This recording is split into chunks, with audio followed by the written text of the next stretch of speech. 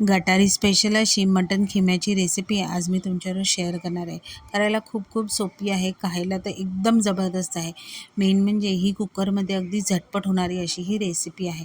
तर चला वेळ न घालवता आपण रेसिपीला सुरुवात करूया. मटण खिम्यासाठी इथे मी 1 किलो एवढा मटण खिमा घेतलेला आहे. स्वच्छ धुवायचा आणि निथळत ठेवायचा. निथळून झाल्यावर एका टोपामध्ये घेऊन त्यामध्ये धनेपूड, हळद आणि लाल काश्मीरी पावडर घालायची. आता इथे आलं, लसूण, मिरची, कोथिंबिरीची पेस्ट घ्यायची. फेटलेलं दही घ्यायचं. दही थोडंसं इथे आंबट असलं पाहिजे. व्यवस्थित हाताने किंवा चमच्याने खिमा जो आहे तो मिक्स करायचा आणि मॅरिनेशन करून 1 तासासाठी साईडला ठेवायचा. आता कुकरमध्ये इथे हाय फ्लेमवर मी 2 मोठे चमचे तेल घातले. बेसिक अख्खा गरम मसाला घालायचा. 2 मोठे चिरलेले कांदे घालायचे. कांदे गुलाबीसर होईपर्यंत आपल्याला परतून घ्यायचे आहे. आता त्यामध्येच 2 मोठे चमचे एवढे उरलेली पेस्ट घालायची. लसणीचा कच्चापणा जाईपर्यंत तेलामध्ये परतून घ्यायचं. आता त्यामध्ये बेसिक मसाले घालायचे. लाल मिरची पावडर, मालवणी मसाला, हळद, धने पावडर. मसाले व्यवस्थित शिजवून घ्यायचे. मसाले चिकटत असतील तर त्यामध्ये थोडंसं गरम पाणी घालायचं.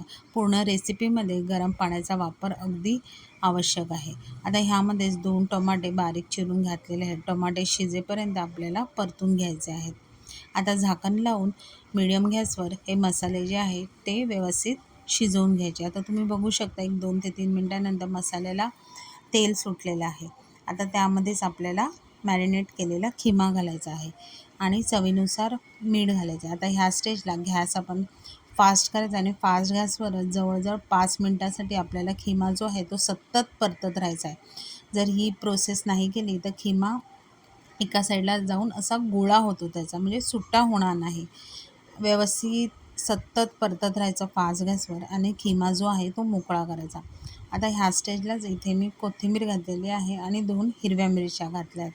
पुन्हा खिमा जो आहे तो सतत परतत राहायचा आहे. आता इथे व्यवस्थित 5 मिनटासाठी परतून झाल्यावर आता ह्यावर आपल्याला झाकण ठेवायचं आहे. झाकण ठेवून फास्ट गॅसवरच झाकण ठेवायचं. झाकण ठेवून पुन्हा ह्याला तेल सुटेपर्यंत आपण शिजवून घेणार आहोत. तुम्ही बघू शकता तेल छान असं खिम्याला साईडने सुटलेलं आहे. पुन्हा व्यवस्थित परतायचं आणि आता कुकरचं झाकण लावायचं. इथे जरासुद्धा पाणी वापरायचं नाही, कारण आपण दही घातलेले आहे. आधीसुद्धा पाणी घातलेलं आहे आणि खिम्याला स्वतःचं पाणीसुद्धा सुटतं. मोठ्या गॅसवर 2 शिट्ट्या करायच्या आणि मीडियम फ्लेमवर 3 शिट्ट्या करायच्या. अशा 5 शिट्ट्यामध्ये आपला मटण खिमा अगदी परफेक्ट शिजतो. तुम्ही बघू शकता कुकर थंड झाल्यावर झाकण उघडलेलं आहे. खिम्यात जरासुद्धा जास्त पाणी उरलं नाही किंवा खिमा जो आहे तो खालून लागलेलासुद्धा नाही. आता त्यामध्येच आपल्याला मोठे चमचे 2 एवढं गरम मसाला पावडर घालायची आहे. पुन्हा उरलेली कोथिंबीर घालायचं आणि पुन्हा व्यवस्थित मटण जे आहे ते परतून घ्यायचं. तुम्ही बघू शकता मस्त असं मटण खिमा जो आहे तो शिजलेला आहे आणि तुम्ही गरम गरम भाकरी, गरम चपात्या किंवा पावाबरोबर मटण खिमा खाऊ शकता. तर नक्की तुम्ही ह्या संडेला म्हणजेच गटारीला ही माझी मटण खिम्याची रेसिपी घरी ट्राय करून बघा. रेसिपी आवडली तर चॅनलला लाईक करा, कमेंट करा आणि फॉलो करा. थँक्यू.